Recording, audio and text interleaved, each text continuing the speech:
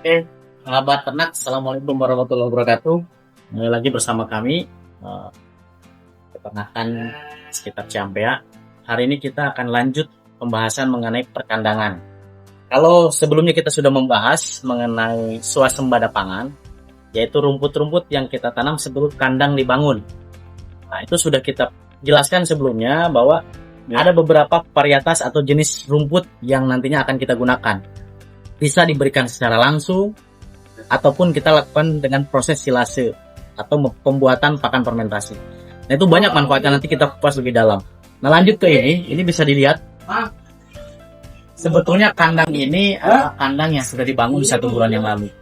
Sekarang prosesnya sudah finishing, yang mana kandang ini peruntukannya adalah fattening, penggemukan baik harian maupun idul kurban. Yang utamanya adalah sebetulnya idul kurban. Nah, idul kurban ini sudah jelas. Kalau misalkan ada banyak peternak itu memperlakukan, ada yang namanya sistem baterai. Nanti dikupas juga kita lihat kuplikannya. Ada juga yang sistem koloni, dikelompokkan.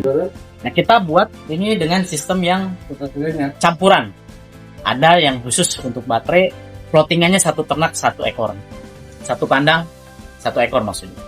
Ada yang sistem koloni. Jadi yang 1 koloni ini bisa memuat sekitar 5-8 ekor tergantung ukuran dan berat. Nanti bisa kita review ini bahan-bahannya, kenapa kok bisa begini, nanti kita jelaskan.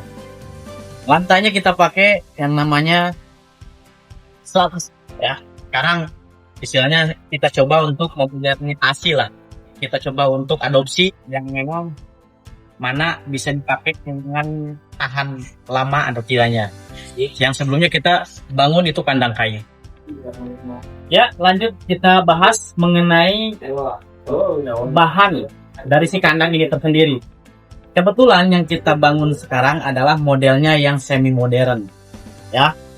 Kalau sebelumnya kita bangun hampir full bahan dasarnya adalah kayu, sekarang coba kita beralih ke jenis baja-baja ringan, ada besi-besi holo, galvanis dan lain-lain.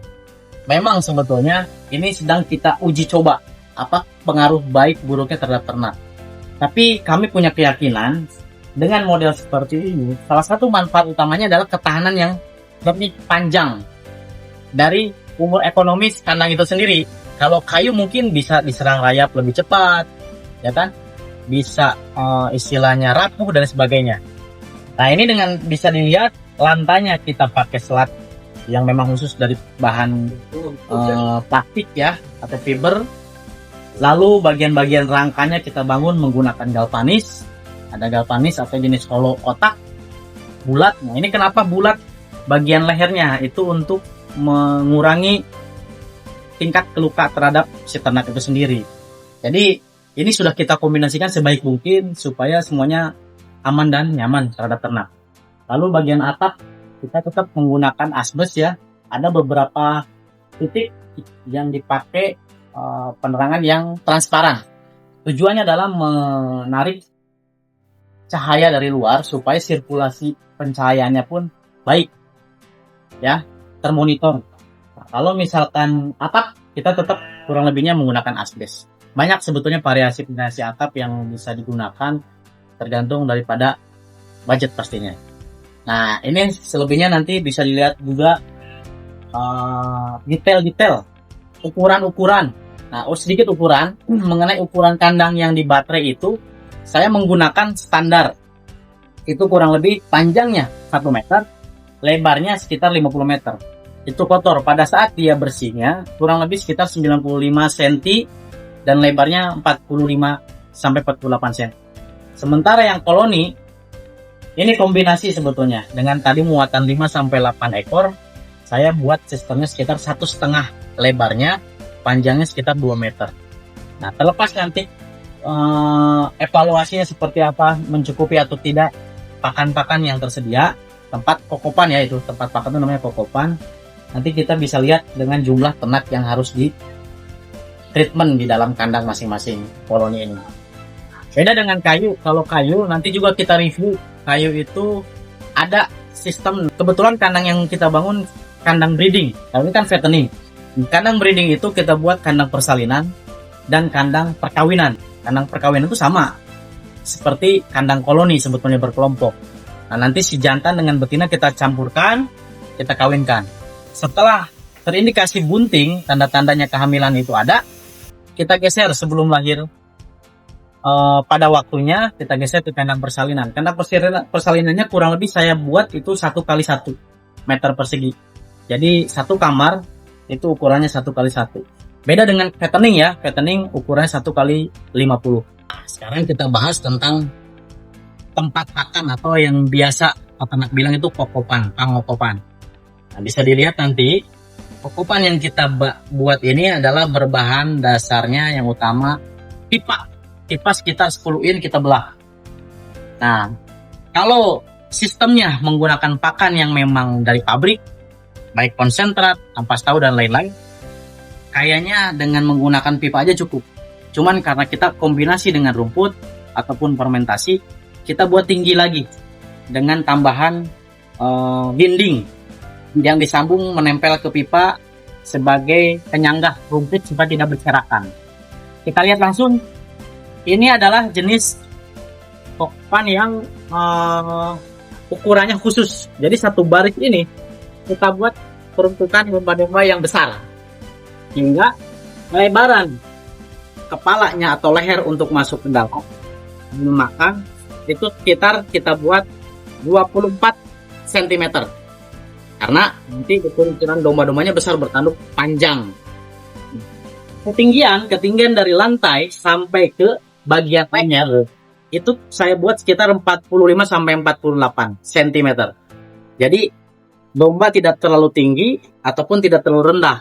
Kalau misal dia terlalu bungkuk, khawatir ke pertumbuhan dia agak kurang baik. Karena pada saat domba terlihat tinggi, dipaksakan makan terlalu bungkuk, keseringan itu akan mengakibatkan kekurangan proses pertumbuhan pada fisik si ternak tersebut. Nah, ini kita lihat yang sebelahnya. Kalau yang sebelahnya saya buat standar.